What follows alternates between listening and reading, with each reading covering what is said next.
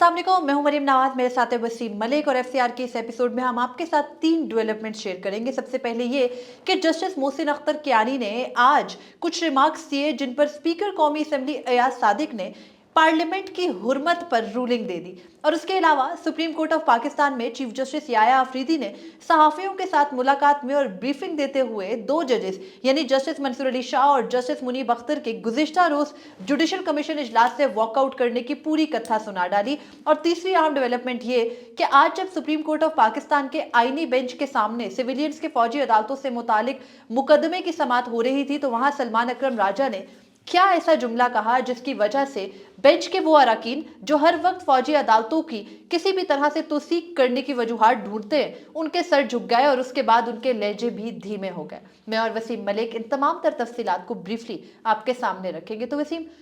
सबसे पहले और सबसे अहम, सिविलियंस के फौजी अदालतों में ट्रायल का मुकदमा है, उससे भी अहम जस्टिस मोहसिन अख्तर कियानी है। वैसे ड्राइविंग सीट पे आप हैं, मेरी आपसे एक इस्तदा है, वो पिटीशन आप रद्द भी कर सकती हैं। जस्टिस मोहसिन अख्तर कियानी की ऑब्जर्वेशंस क्या थी, किस केस से मुतालिक थी, वो आप बता दें, फिर हम अयाज सादिक साहब की जो रूलिंग है उस पर भी आ जाते हैं। जस्टिस मोहसिन अख्तर कियानी वसीम वैसे पिछले 1-1.5 साल से इस पार्लियामेंट या इस निज़ाम की आंखों में खटक रहे हैं। उसकी वजह उनके रिमार्क्स और उनके नोटिसेस हैं। उनके सामने फेडरल पब्लिक सर्विस कमीशन का वो मुकदमा था जिसमें सीएसएस जो मुकाबले के इम्तहानात हैं हर साल होते हैं और उनके नताइज वैसे कभी जल्दी नहीं आए। 8-9 महीने तो उनमें लग जाते हैं, 10 माह भी लग जाते हैं। लेकिन इस दफ़ा कुछ हैरानकुन चीज़ ये हुई कि सीएसएस मामूल के मुताबिक अक्टूबर-नवंबर में अपने जो नए इम्तहानात का शेड्यूल होता है वो जारी कर देता है। तलबा को वक्त दिया जाता है कि इतने वक्त में आप सीएसएस के इम्तहानात के लिए अपनी अपनी दरख्वास्तें जमा करवा दें और उन दरख्वास्तों के बाद फिर फरवरी में वो इम्तहानात मामूल के मुताबिक हो जाते हैं। इस मरतबा मुख्तलिफ ये हुआ कि जो साल 2024 के सीएसएस के इम्तहानात हैं उनके अब तक नताइज नहीं आए, जबकि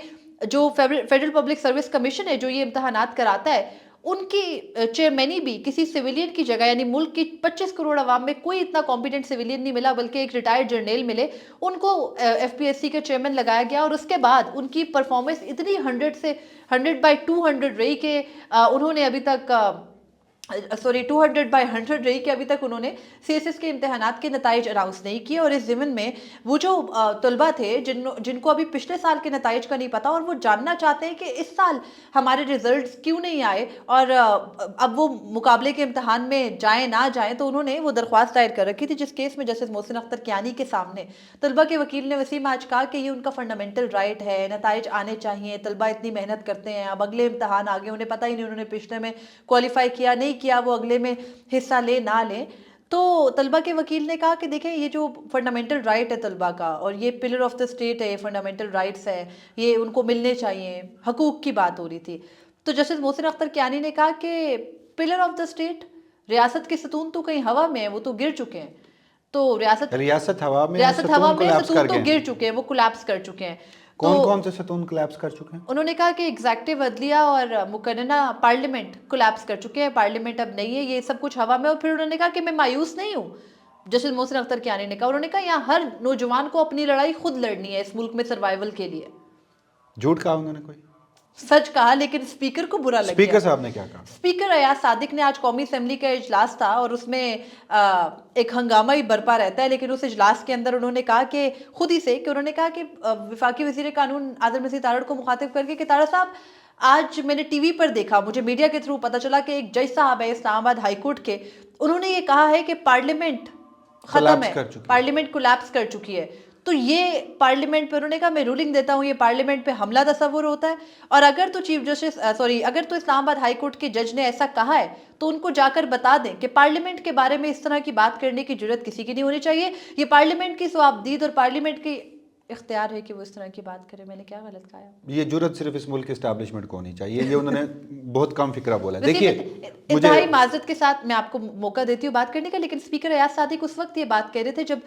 जो अपोजिशन लीडर है उमर अयूब, वो SIFC और जो मुल्क के अंदर बरपा एक निज़ाम है उसके ऊपर तनकीद कर रहे थे, तो उनकी स्पीच को ऑफ एयर कर दिया गया था और इस दौरान ये रूलिंग भी आ गई। तो ये जो रूलिंग है, तो एक तरफ जस्टिस मोहसिन अख्तर कियानी है, एक तरफ अयाज सादिक साहब हैं। अयाज सादिक साहब जो हैं वो कस्टोडियन हैं पार्लियामान के, और जस्टिस मोहसिन अख्तर कियानी कानून और आइन के मुताबिक, मौजूदा निज़ाम के मुताबिक नहीं, सीनियर पे उन्हीं जज हैं اور اگر قانون اور آئین برقرار رہتا تو اسلام آباد ہائی کورٹ کے چیف جسٹس ہوتے. وہ ایک اپرائٹ جج ہیں, وہ شخصی آزادی کو پروٹیکٹ کرنے والے جج ہیں. وہ جج قانون آئین اور اپنے حلف پر اتنا پورے اترے ہیں کہ انہوں نے اس کا خمیازہ بھگتا ہے. انہوں نے خفیہ ایجنسیوں کی جانب سے ہر قسم کی تھریٹننگ, ہر قسم کا ان کے خلاف جو ہتھ کنڈا اپنایا گیا, ان کے خاندان کو نہیں چھوڑا گیا, ان کو نہیں چھوڑا گیا. اور آج کل بھی بڑے ایکٹیو ہیں. وہ انہوں نے ہر طرح کی جو ریاستی بربریت ہے, اسٹیبلشمنٹ کی بربریت ہے, اس کا سامنا کیا, مگر انہوں نے کمپرومائز نہیں کیا. وہ اپنے حلف پہ کھڑے ہیں. آج اگر انڈیپینڈنس آف جوڈیشری کی بات جسٹس محسن اختر کیانی کریں گے نا تو سمجھ آئے گی. آج اگر انڈیپینڈنس آف جوڈیشری کی بات جسٹس محسن اختر کیانی کریں گے تو سچ ہوگی. آج اگر انڈیپینڈنس آف جوڈیشری کی بات جسٹس محسن اختر کیانی کریں گے تو پتہ لگے گا کہ ایک شخص جو ہے وہ اپنے دل کی گہرائیوں سے یہ بات کہہ رہا ہے کیونکہ وہ ایسا سمجھتا ہے, اس کے اقدامات ایسے ہیں. لیکن دوسری جانب صادق کو تو یہ بھی نہیں پتا کہ وہ نشست جیت کر بھی آئے یا نہیں آئے. اس بات کو بھی چھوڑ دیجیے, آپ جیسے تیسے آئے ہیں. آپ اس وقت اسپیکر قومی اسمبلی ہیں. آپ کا کام ہے, آپ کا جو لقب ہے کسٹوڈین ہے آپ اس ہاؤس کے, لیکن آپ میں تو اتنی جرت تک نہیں, اتنی زحمت تک نہیں کہ جب پاکستان تحریک انصاف سے تعلق رکھنے والے پاکستان تحریک انصاف کے ایم این ایز, جنہیں خفیہ ایجنسیوں نے رات کے اندھیرے میں پارلیمان کے دروازے توڑ کر, پارلیمان سے گھسیٹ کر, نقاب پوش لوگوں نے سویلین گاڑیوں میں پارلیمنٹ کے گیٹ سے اندر ہوئے, داخل ہوئے, چیمبروں سے پاکستان تحریک انصاف کے ایم این ایز کو اغوا کیا, اس کے بعد اگلے دن عدالتوں میں پیش کیا, تو آج تک آپ ان موروں تک نہیں پہنچ سکے, بلکہ آپ نے اس بات کو تسلیم کیا کہ آپ نے پارلیمنٹ کی جو اس کی تقدس ہے اس کو آپ برقرار نہیں رہ سکے. مجھے ایک بات بتائیں, اسپیکر ایاز صادق کو میں اب کیا کہوں کہ استعفیٰ تو اس بات پر دے دینا چاہیے تھا کہ میں ایک ایسے ایم این اے کو جانتا ہوں پاکستان تحریک انصاف کے جو لاکھوں, اس نے 1 لاکھ سے زیادہ ووٹ لیے ہیں, وہ فارم 47 کے باوجود بھی 1 لاکھ سے زیادہ ووٹ لینے والا شخص ہے, اور وہ عوام کا حقیقی نمائندہ ہے, اور وہ اس کا حصہ ہے. جب اس کو, اس پارلیمان کو, جب اس رات, اس سیاہ ترین رات, یہ خفیہ ایجنسیوں کے لوگ اس سویلین ڈالوں میں پارلیمان میں گھسے, تو جب اوپر سے ان لوگوں کو چیمبروں سے گھسیٹ کر, وہ جو پارلیمان کا دروازہ ہے نا اندر کا, جہاں پر اوپر لا الہ الا اللہ محمد رسول اللہ لکھا ہوا ہے, اس دروازے کے نیچے کھڑے ہو کر کہا گیا کہ کان پکڑو, اور اس ایم این اے کو کان پکڑوائے گئے. اگر کوئی تھوڑی سی وہ خواجہ آصف صاحب کی جو الفاظ ہیں نا وہ میں ادھار لیتا ہوں, کوئی شرم, اگر کوئی حیا ہوتی نا کسٹوڈین آف دا اسمبلی کے پاس, تو وہ آج ان کو یہ رولنگ تب بھی دینی پڑتی, ان کرداروں کو تب بھی کیفر کردار تک پہنچانا پڑتا. ہاں, آپ جیسے محسن اختر کیانی کے اوپر بڑے ہی سیخ پا ہوئے ہیں, کیونکہ آپ کو پتہ ہے کہ اس ملک کی خفیہ ایجنسیاں اور اس ملک کی اسٹیبلشمنٹ بھی خلاف ہے, پہلے بھی وہ جج زیر عتاب ہے, تو لہٰذا میں بھی اس کے اوپر چڑھ دوڑوں, لیکن جو طاقتور ہیں وہ آپ کے پر جلتے ہیں. بالکل ایسا ہی ہے. اور ایسا کیا ہو جاتا کہ آپ جہاں اتنی رولنگز دیتے ہیں وہاں آپ ایک رولنگ یہ بھی دے دیتے کہ میرے پارلیمان کے جو ممبران ہیں ان کی بے توقیری میرے پارلیمان کے اندر کی گئی, اور میں ان کے خلاف بھی رولنگ دیتا ہوں کہ آپ یہ نہیں کر سکتے تھے, یہ بھی پارلیمنٹ پہ حملہ ہے. لیکن انہوں نے جسٹس محسن اختر کیانی کے چند الفاظ کو اپنے اوپر حملہ گردانا, تو گو کہ اسپیکر قومی اسمبلی کی اتنی حساسیت ہے کہ ان کے ممبران کو گھسیٹا جائے تو فرق نہیں پڑتا, لیکن چند الفاظ جب وہ اپنے ارکان کی اور پارلیمان کی بے توقیری کے معاملے پر کمپرومائزڈ ہوئے, انہوں نے کوئی سزا جزا نہیں دلوائی, تو پارلیمان پر سب سے بڑا حملہ ایاز صادق نے خود کیا ہے.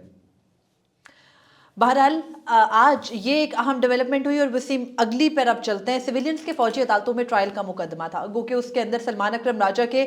واقعی ہی دلائل اتنے مدلل ہوتے ہیں کہ وہ جو ججز ہیں جو کہ ابھی تک راستہ ڈھونڈ رہے تھے, اب وہ کہیں نہ کہیں کلیئرٹی کی طرف جا رہے ہیں, اور ان کو یہ بات سمجھ آ رہی ہے کہ نہیں, سویلینز کے فوجی عدالتوں میں ٹرائل سے متعلق ان کو سمجھ بھی آتی شو یہی کرتے ہیں کہ سمجھ آ رہی ہے, کچھ کو تو آ رہی ہے. تو آج سلمان اکرم راجہ نے, جو کہ ارزم جنید, نہیں اس سے قبل غالباً جو اعتزاز احسن صاحب ہیں انہوں نے بھی کوئی بات کی ہے نا, ایک ساتھ ہی ہوا تھا یہ سب. نہیں, سلمان اکرم راجہ نے تو وہ جو سماعت کے اختتام پر کچھ ایسی بات کہی تھی جب وہ جسٹس مندوخیل بار بار پوچھ رہے تھے. غالباً جو اعتزاز احسن نے ان کے ساتھ ہی وسیم, اچھا وہ کیا کہا, میں تفصیل کی طرف آ رہی ہوں. ارزم جنید کے وکیل ہیں سلمان اکرم راجہ, اور انہوں نے اس مقدمے میں آج جسٹس جمال مندوخیل نے ان سے یہ سوال کیا, اور وہ بار بار یہ سوال کر رہے ہیں کہ جب آپ نے پاکستان تحریک انصاف کے 9 مئی کے پاداش میں جو پکڑے گئے 103 افراد تھے ان کی حوالگی انسداد دہشت گردی عدالت سے فوجی عدالتوں کو کی, تو کس طرح کی. تو جسٹس مسرت ہلالی نے وسیم اس موقع پر کہا کہ ہوتا یہ ہے کہ وہاں سے خط آتا ہے اور عدالتیں حوالے کر دیتی ہیں. شاہی فرمان. تو جسٹس جمال مندوخیل نے کہا کہ کیا عدالتیں باؤنڈ ہیں, مطلب ان کو ہر صورت کیا حوالگی دینی ہے یا ان کے اپنے بھی کوئی اختیار ہیں؟ تو سلمان اکرم راجہ نے کہا کہ یہ معمول بنا لیا گیا ہے ملک میں 77 سالوں سے کہ جب فوجی عدالتوں سے حکم آتا ہے ایک خط کے جسٹس ذریعے. مندوخیل کو خود بھی پوچھنا چاہیے تھا کہ ہم بھی بااختیار ہیں یا اس کیس میں جو فیصلہ کہیں سے کہا جائے گا وہی کریں گے. دیکھیں یہ تو اب بات کی دیکھیے بات ہے ٹیسٹر لیکن اتنا بڑا ہے, اتنا بڑا ٹیسٹر ہے یہ کہ اگر یہ بینچ 23 اکتوبر 2023 کے فیصلے کو اپ ہولڈ قرار دیتا ہے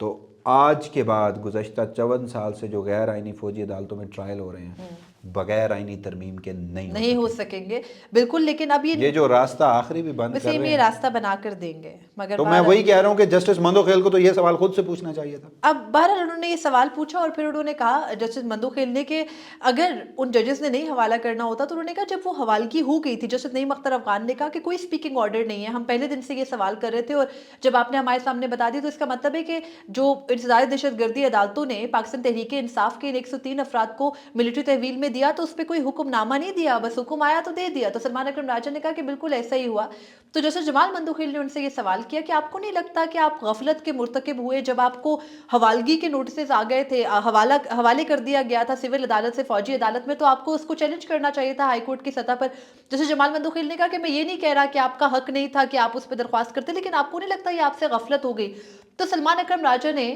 ان کو کچھ کارگزاری سنائی کیونکہ وہ لیگل آرگیومنٹ سے اس طرف نہیں جاتے, لیکن انہوں نے کہا کہ سر ایسا نہیں ہے, میں آپ کو حقائق بتاتا ہوں. ہوا یہ تھا کہ جب یہ حوالے کیا گیا 9 مئی کے واقعات میں ملوث افراد کو سول عدالت سے فوجی عدالت, تو 10 فیملی سلمان اکرم راجہ کہتے ہیں کہ میرے پاس آئیں اور ان 10 فیملیز نے کہا کہ ہم ہائی کورٹ میں اس حوالگی کے خلاف درخواست کرنا چاہتے ہیں. ان میں ارزم جنید بھی تھے. تو کہتے ہیں کہ اگلی صبح ان فیملیز کی مجھے کال آئی, درخواست تیار ہو چکی تھی, ہائی کورٹ میں دائر ہونے جا رہی تھی, تو انہوں نے کہا کہ مجھے اپنے جو ان کے جن کے ذریعے وہ دائر کر رہے تھے اپنے سٹیٹوں کے ذریعے, انہوں نے کہا میں نے اسے روکا, میں نے اسے کہا مجھے فیملیز کی کال آئی ہے اور انہوں نے کہا ہے کہ رات ہمارے گھر کچھ افراد آئے اور انہوں نے کہا کہ اگر آپ نے ہائی کورٹ میں یہ حوالگی کے جو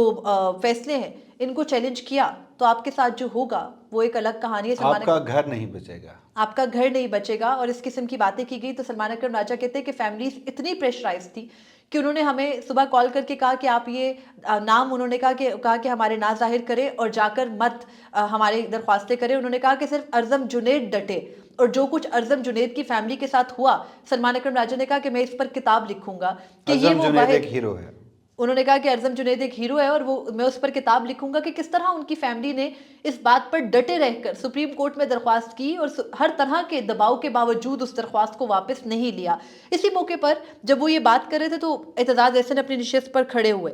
تو اعتزاز احسن نے کہا کہ میں بھی بات کرنا چاہتا ہوں. تو ظاہر ہے اعتزاز احسن ایف بی علی کیس بھی کر کے آئے ہوئے, ایک عرصہ ایک ان کا تو ہے ایک مقام, تو عدالت نے ان کو روسٹرم پر بلا لیا. تو انہوں نے کہا کہ فیملیز جو فوجی تحویل میں تھے نا, یہ افراد جن کو پاکستان تحریک انصاف کے افراد کو لیا گیا تھا, ان انڈیویجولز کی فیملیز نے ہم سے رابطہ کیا. انہوں نے کہا کہ مجھ سے اور لطیف کھوسہ سے کیا, اور جو کچھ ان فیملیز نے ہمیں بتایا, جو کچھ ان کے ساتھ ہوا, اعتزاز احسن کہتے ہیں وہ ظلم کی داستانیں ہیں. اور سر آپ ان چیزوں پر اس طرح سے آنکھیں نہیں بند کر سکتے, آپ نے یہ بھی دیکھنا ہے. تو اس کے بعد نا جب وہ بینچ جس میں جسٹس محمد علی مظہر ہے, وہ بینچ جس میں جسٹس امین الدین خان ہے, اور جو بار بار یہ باتیں پوچھتے ہیں, اور اس کے فوراً بعد پھر امین الدین خان نے جو attorney general additional attorney general ہیں ان کو روسٹرم پر بلا لیا اور کہا آپ بتا دیں آج تک کیا کسی نے فوجی عدالتوں کے جو دائرہ اختیار ہے اس کو چیلنج کیا, اور بات ادھر ادھر کی. لیکن اس کے بعد جو ججز تھے ان کے, جب سلمان اکرم راجہ یہ بات کر رہے تھے تو ججز سارے نیچے دیکھنے شروع ہو گئے, اور اس کے بعد جو بینچ کا لہجہ تھا چپ لگ گئی نا, اور پھر اس کے بعد بینچ کا لہجہ کافی دھیما ہو گیا, کیونکہ جو باتیں وہ کرنا چاہ رہے تھے نا وہ کر نہیں پائے. اور پھر سلمان اکرم راجہ نے ان کو یہ بھی کہا آخر میں کہ اگر آپ نے آرمی ایکٹ کی وہ شکیں بحال کرنی ہے تو بھی آپ کو یہ دیکھنا ہوگا کہ کس طرح سے ان سویلینز کو فوجی تحویل میں دیا گیا, اور وہ طریقہ کار درست نہیں تھا. تو ججز کہیں نہ کہیں اس پر کچھ ان کے چہرے کے تاثرات بھی بدل گئے تھے, اور اگر تو وہ صرف اس مدعے پر دیکھیں اور انسانی بنیادوں پر اس کیس کا جائزہ لیں تو سویلینز کو جس طریقے سے فوجی تحویل میں دیا گیا وہ نہیں بنتا. فوجی عدالتوں میں بھی تو انسانی بنیادوں پہ جائزے لیے گئے ہیں, آپ نے پریس ریلیزز نہیں پڑھی. آگے بڑھتے ہیں. تیسرا مدعا یہ ہے کہ چیف جسٹس یحییٰ آفریدی نے صحافیوں کے ساتھ ملاقات کی, اور اس ملاقات کا ایک حصہ تو IMF یا عمران خان سے متعلق تھا, اس کا دوسرا حصہ یہ تھا کہ انہوں نے سارا ملبہ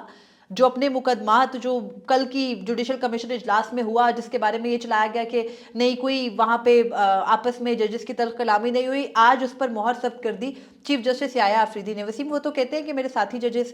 جو ہیں جسٹس منیب اختر کارپوریٹ میٹرز کے ماہر ہیں، جسٹس منصور علی شاہ ماہر ہیں، جسٹس عائشہ ملک ماہر ہیں، جسٹس عقیل عباسی ماہر ہیں، جسٹس شاہد وحید ماہر ہیں، اور یہ وہ سارا کیمپ ہے جو چیف جسٹس یحییٰ آفریدی اور جسٹس امین الدین خان کے پر جلاتا ہے۔ تو انہوں نے کہا کہ یہ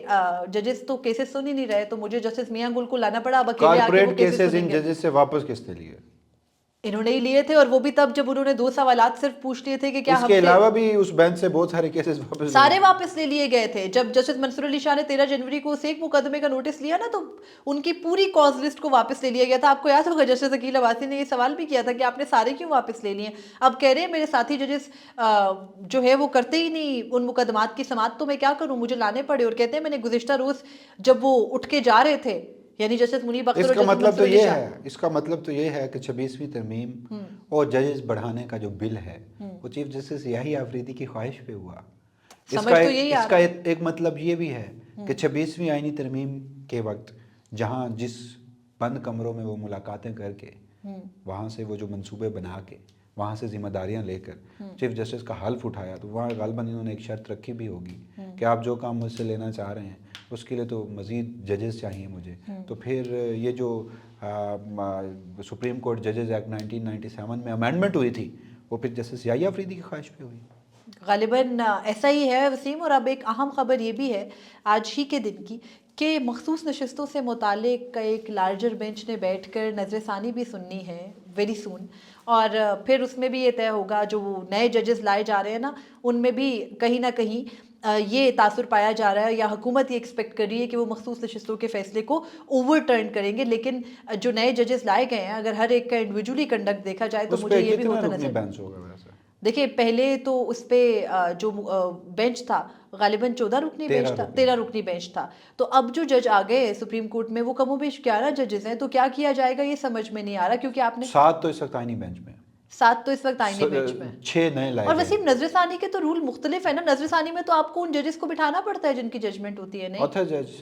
آتھر جج نہیں، ویسے کانسٹیٹیوشنل انٹرپریٹیشن تھی نا، یہ تو 184(3) کی درخواست نہیں تھی، 184(3) کی نہیں تھی، 185 کی تو تھی، کم از کم 8 رکنی بینچ کا تو وہ فیصلہ ہے نا، ہاں، میجارٹی ججمنٹ، لیکن تو ان کو 8 رکنی سے تو زیادہ ہی بٹھانا پڑے گا۔ لیکن دیکھنا ہے اب یہ تاثر جو پایا جا رہا ہے، اور حکومت ایکسپیکٹ کر رہی ہے کہ مخصوص نشستوں کے معاملے میں، کیونکہ وسیم 1 سال سے زائد عرصہ ہو تو گیا اس میں تو آئینی بینچ میں شامل کافی لوگ نہیں بیٹھ سکتے، پارلیمان نامکمل ہے، اس میں تو آئینی بینچ میں شامل لوگ بھی نہیں بیٹھ سکتے۔ اب تو یہ دیکھنا ہے نا، یہ دیکھنا ہے کہ ہوگا کیا، کہ جن ججز کے اوپر تھا مشتمل ان کو بٹھایا جائے گا، نظر ثانی کی درخواست ہے، اپیل تو نہیں ہے کہ وہ ججز نہیں ہوں گے، کیا کیا جانا ہے، کیا اپیل کے زمرے میں سنا جائے گا، آرٹیکل 185(3) کا مقدمہ ہے، آرٹیکل 184 آئینی بینچ ہی سنے گا اس کو، لیٹس سی کہ کیا ہوتا ہے۔ بہرحال یہ ایک اہم نقطہ ہے، آئندہ آنے والے دنوں میں یہ بھی ڈیسائیڈ ہونا ہے۔ لیکن آج جسٹس یحییٰ خان آفریدی نے صحافیوں کے ساتھ ملاقات میں اور وہ بریفنگ دیتے ایک ہوئے، میری ریکویسٹ ہے، ایک اور درخواست ہے آپ سے، یہ ہو سکتا ہے کہ جسٹس یحییٰ خان صرف نام لیا جائے؟ ہو سکتا ہے، آفریدی تو صرف ایک کاسٹ ہے، ویسے وہ ان کے نام کا حصہ بنانے کی ضرورت نہیں ہے۔ جسٹس یحییٰ خان، جسٹس یحییٰ خان نے آج سے صحافیوں کے ساتھ ملاقات میں یہ کہا اور یہ واضح کیا کہ جسٹس منیب اختر اور جسٹس منصور علی شاہ کو انہوں نے گزشتہ روز بھی بہت روکنے کی کوشش کی، اور جسٹس میاں گل حسن اورنگزیب کو وہ ہر صورت لانا چاہ رہے تھے سپریم کورٹ میں، لیکن وہ کچھ ایجنڈا اوپر نیچے ہو گیا تھا، پھر ان کو آئیڈیا دیا گیا کہ آپ آخر میں ایک دلچسپ کہانی میں آپ کو سنا دیتا ہوں۔ جب ایک لارجر بینچ بنا تھا 6 رکنی، وہ جو نظر عباس صاحب تھے، غالباً ان کا نام بحال نظر عباس ایڈیشنل رجسٹرار جوڈیشل، ان کی وہ جو انٹرم آرڈر کے خلاف انہوں نے اپیل دائر کی تھی، اس پہ ایک 6 رکنی لارجر بینچ تھا، اس پہ جسٹس جمال مندوخیل بھی شامل تھے، اور پھر اس کے بعد جب آئینی بینچ بیٹھا اور جسٹس منصور کے فیصلوں کو انڈو کیا گیا، اس میں بھی جسٹس جمال مندوخیل تھے۔ ان دونوں بینچز میں جسٹس جمال مندوخیل کی آبزرویشنز کیا تھیں؟ جسٹس جمال مندوخیل تو سیخ پا ہو گئے تھے کہ جسٹس منصور علی شاہ، مطلب لائک اگر آسان الفاظ میں رکھوں تو انہوں نے کہا ہاؤ ڈیئر جسٹس منصور علی شاہ کہ وہ ہمیں کنٹیمپٹ کا نوٹس کرنے کی بات بھی، میں تو اس کو چیلنج کروں گا، میں تو کم از کم اس کو نہیں مانوں گا، ہاں نہیں مانوں گا، ہمیں تو جسٹس منصور علی شاہ کو بھی نوٹس کر سکتے ہیں، ہم جسٹس منصور علی شاہ کو بھی کنٹیمپٹ کا نوٹس کر سکتے ہیں۔ آج کچھ اور ہوا ہے نا، آج وہ جب ہم چیف جسٹس یحییٰ آفریدی سے ملاقات کر کے، یحییٰ خان سے ملاقات کر کے باہر نکلے تو جیسے جمال مندوخیل تھے تو صحافیوں نے انہیں گھیر لیا تو وہ اچانک تھوڑا سا ریزرو ہو گئے تو انہوں نے جلدی سے کہا کہ میں ذرا شاہ جی کے چیمبر میں جا رہا ہوں. تو ایک صحافی وہ شاید یہ خواہش نہیں رکھتے تھے کہ جیسے جمال مندوخیل اور وہ جیسے منصور علی شاہ کو مختلف ناموں سے بھی پکارتے تو وہ خواہش نہیں رکھتے تھے کہ وہ یہ جو جسٹس جمال مندوخیل ہیں یہ جسٹس منصور علی شاہ کے چیمبر میں جائیں. تو جسٹس جمال مندوخیل نے کیا کہا؟ انہوں نے کہا کہ کیا میں نہیں جا سکتا, ہماری لڑائی ہے, وی آر برادرز, ہم بھائی ہیں, میں روز جاتا ہوں. یعنی جیسے منصور علی شاہ سے جیسے جمال مندوخیل کی صلح ہو گئی ہے اندر خانے, وہ کہتے ہیں میں روز جاتا ہوں, اور یہ جو باہر گھنگرو پیٹ رہے تھے خوشی سے میں روز جاتا ہوں. ان کا کیا کرنا ہے؟ بہرحال سپریم کورٹ سے آج یہ اہم اپڈیٹ تھی, اور اس کے علاوہ ہائی کورٹ سے, پارلیمنٹ سے جو چیزیں تھیں وہ ہم نے آپ کے سامنے رکھی. اب یہ دیکھنا ہے کہ سویلینز کی فوجی عدالتوں میں ٹرائل کا مقدمہ ہو, پارلیمنٹ کی حرمت کا معاملہ ہو, یا ججوں کی سینیورٹی جونیورٹی کا معاملہ ہو, آئندہ 4 ہائی کورٹس کے چیف جسٹس بھی لگنے ہیں, اس سب میں کیا کیا جائے گا. جو جج سپریم کورٹ میں لگائے گئے ہیں ان کا نوٹیفیکیشن بھی ہونے کو ہے, وہ جلد حلف لے لیں گے. مزید انٹرسٹنگ اپڈیٹس آئندہ آنے والے دنوں میں ہوں گی. فی الوقت مجھے وسیم ملک کو دیجیے اجازت. اللہ حافظ.